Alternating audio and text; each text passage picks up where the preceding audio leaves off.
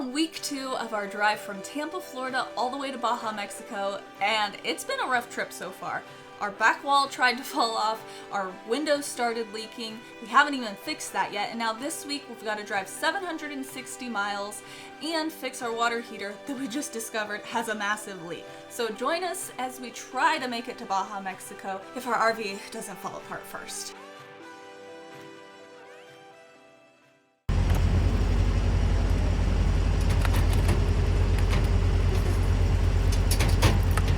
We're headed to Las Cruces, New Mexico today to what looks like it's going to be a beautiful boondocking spot. I cannot wait to get there, but I already feel like we've officially made it out west with the wide open spaces.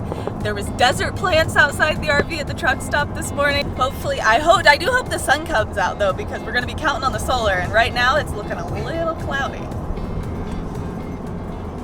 We're at a Love's truck stop. Craig is fueling up again, and then we're about to dump and fill our tanks. We estimated that it would cost about $1,000 to get from Tampa all the way to Baja, and so far, with us being on the west side of Texas, we're right at about $682 that we have spent on diesel fuel. So I think we're on track to drop $1,000 on fuel. You know that? We spent $682 on diesel fuel since we've left Tampa. That's a lot.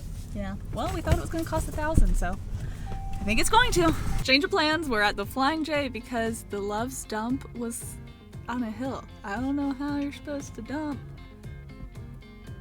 against gravity. This one's a little better, although still kind of on a hill with all this flat land. Not sure how they managed to put the dump station uphill. Well, RV dump don't work. What? Well, but it won't open, so.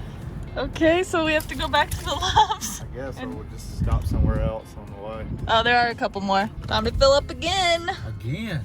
What's this? I think the third time today. Golly. $1,000 estimate cost of fuel from Tampa to Baja might have been a little bit low. At this rate, I'm thinking maybe more like $1,200. Hopefully, hopefully not more. We'll see.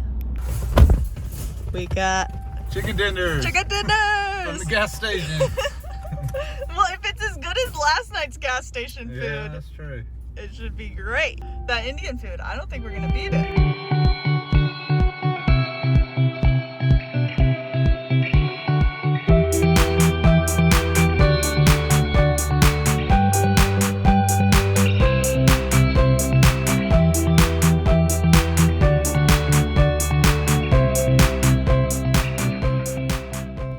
Finally found a dump station that seemed to be operable behind a Camping World, so also free, which was great, but then there was no water.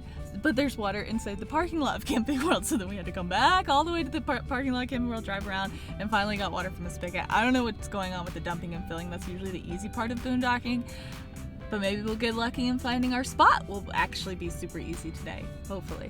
We're only like 30 more minutes to go. Going into New Mexico. Well, siento. That's all I could think of. What? You're sorry? Yeah. Give us the situation. It's cold out there. A bunch of people just standing there talking right behind the camper. I don't really know. I could back all the way out. If they're leaving, I could back up and turn around better, but the finding of the boondocking spot is turning out to not actually be the easiest. We went to the first spot that we were trying to get to, and it goes down to a trailhead. So we drove down this road. All the spots were taken, but we figured we could turn around at the trailhead. But when we get down to the trailhead, and there was a bunch of campers all parked at the trailhead, making it nearly impossible to turn around, and we were about to have to back out the whole mile down the dirt road. But luckily, somebody pulling their pop-up camper was actually just parked there momentarily and ended up moving, so we were able to turn the sharpest turn that I think we've ever done in the camper. I don't know why they can't make circles at the end. What's wrong with that? Just make a little circle. It would be better. Managed to snag a spot. It wasn't our first choice. We got turned around at the trailhead successfully. So we're just staying parked kind of at the entrance to the trailhead.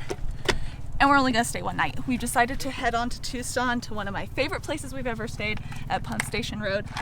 That means we have to pick up the Flagpole buddy that I ordered and is currently waiting at a FedEx ship center that closes in like less than an hour. So we need to hurry up and get unhitched and go into town.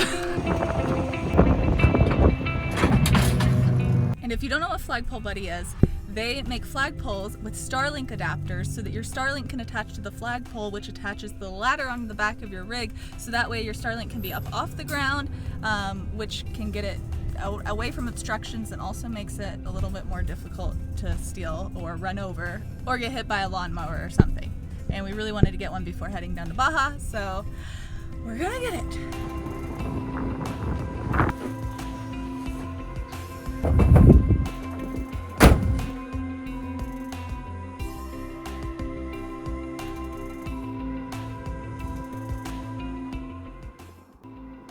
We're going back to a spot we went to last year. It was a decent spot. It was quiet and had a kind of a big area for boondocking, so that was nice. We didn't think we were crossing any borders today, but now we're being routed into some kind of border patrol checkpoint in New Mexico. I didn't know this was a thing, and I really don't know what's going on. We're in the US, we're not even trying to cross into Mexico.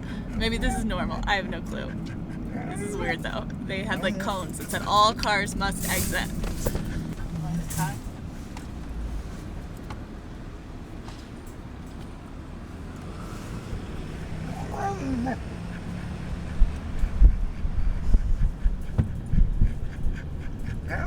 Well, we're searching some though, huh? Yeah. I don't think they can legally search your stuff if you say no.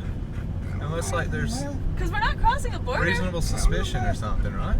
You know the whole Constitution Amendment stuff? I could be wrong. You just waved us on through though. I don't know. What if they wouldn't have been searching the other ones though?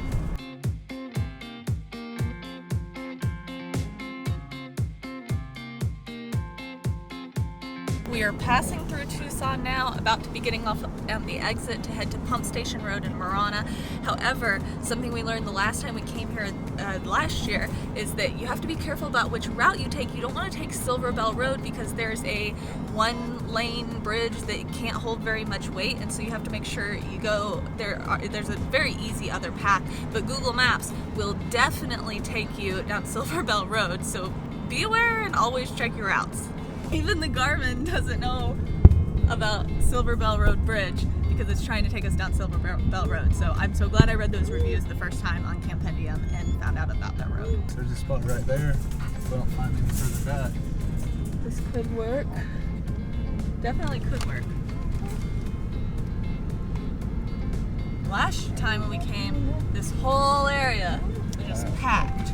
I'm so excited. We just found the best spot. I can't wait to show you. I got back Craig Ed.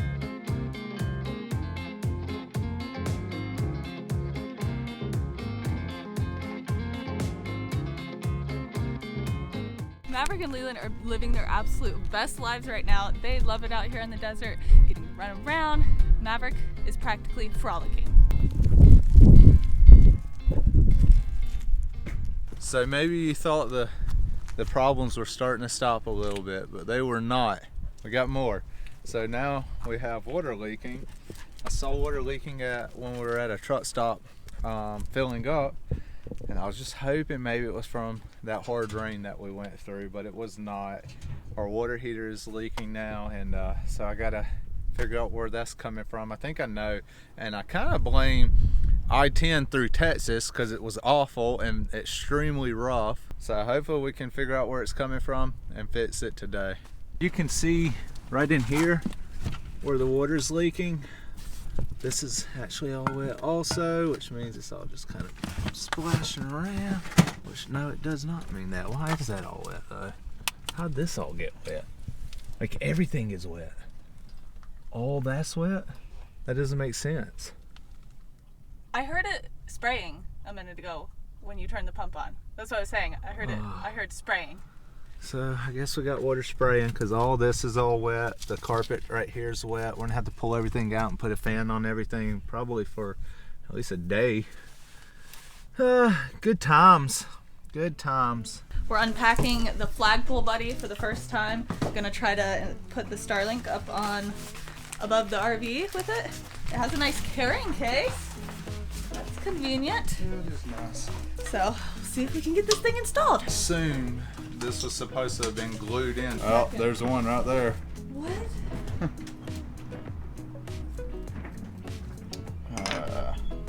Come on, flag buddy people, do better. Yeah, you can see where there's some leftover residue of glue right there. So they definitely pulled out. It's not great. We'll see. We'll see what happens. Glue it back in? I don't know. Let's see if we even need it glued in.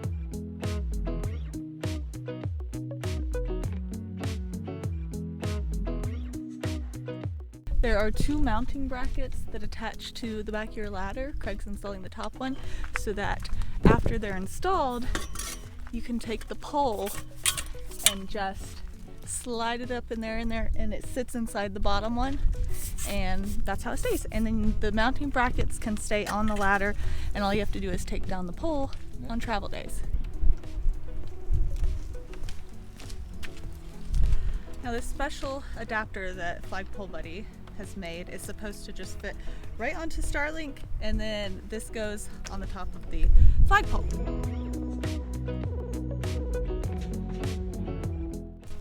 I know what you're thinking. Shouldn't we be addressing the leaking hot water heater instead of installing our flagpole with a Starlink? Yeah, probably, but you know, sometimes your priorities are out of whack. But we're gonna have internet here soon. It'd have been nice if they'd have made these holders metal and not plastic. Just waiting for them to break, you know, with them being right in the sun all the time. How much was this? $200. $200 for. Let me. Come on now. Look, You're look. just being a critical Craig. Okay. Critical but Craig. listen, it's $200 for an aluminum pipe that they just bought in excess. They bought a bunch of pipe, drilled one hole in it. Why didn't you make it? I didn't even know about Starlink until a month ago. And they put a push button in it so it can come apart in the middle. Then they 3D printed, it ain't even metal. They 3D printed some holders and put a patent on it, so you have to go through them. It's a monopoly, is what it is. It's a $200 monopoly. It could have been metal. Craig just doesn't like stuff that he feels like he could have made himself, but we chose not to. We chose to buy this one so we could get it faster.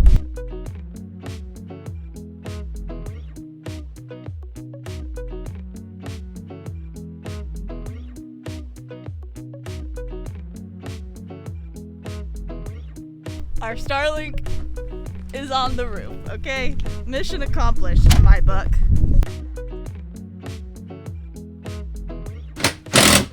This is how we access our water heater area. Probably also wondering, why don't we put the slide out so that we can access everything better? Well, that's the other reason why we're in Tucson. This slide is stuck in because a wire pulled out of a motor. The slide is broken. We had it, like all this, replaced by a company called Vroom Slide System.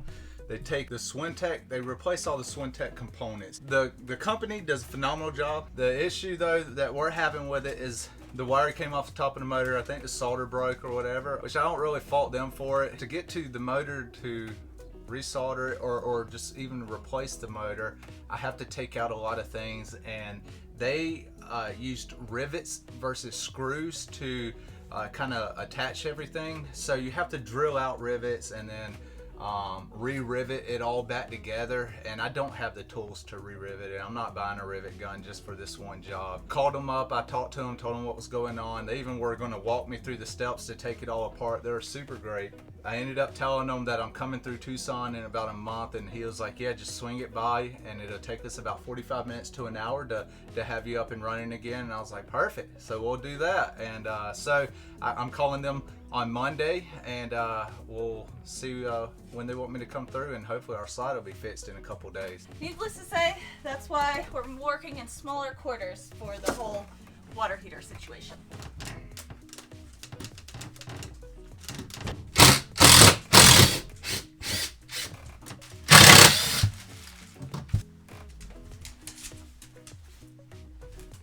It looks like it's gotten pretty wet down in there, so time to clean it up.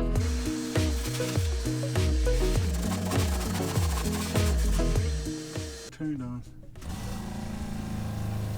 Okay, stop. Yep. Where is it? Oh my. So as you can see, just a bit of a leak, not too bad. It's just spraying as hard as it can, that's all. Good job, water heater. You notice we already had a cup there though. Yeah. It's the wrong way now. Yeah, can't say I didn't know it. Was there just a hole in that little pipe? Yeah. Oh, not too bad at all. Nice. That just means we literally sprayed out 10 gallons worth of water. Let's get that cleaned up a little bit.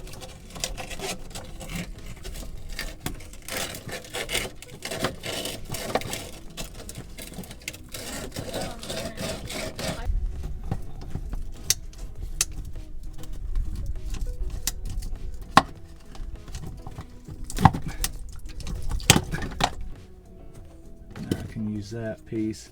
That's probably big enough for a shark bite. Got plenty of play, so let's go to the parts store. Okay, we're getting close, people. We're almost there. Not there yet, though. All right, we got a 1/2 inch. That's it.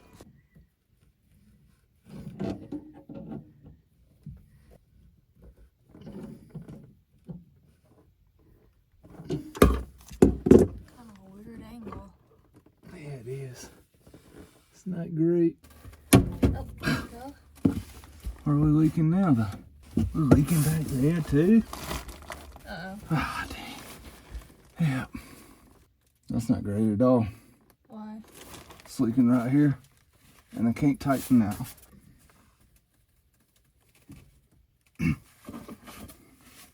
Still dripping. It's like all the connections just all went out all at the same time. Look at this guy. Huh? This piece of junk. I'm gonna have to like redo all this. It's a new morning here at the disaster zone. So as you saw, that fix didn't really work because we started leaking from every connection underneath there with our hot water water heater. You can't heat hot water, it's already hot. So Craig just got back from Home Depot and he's about to replace all the piping and all the connections under there, and hopefully we'll be able to have a leak-free water heater.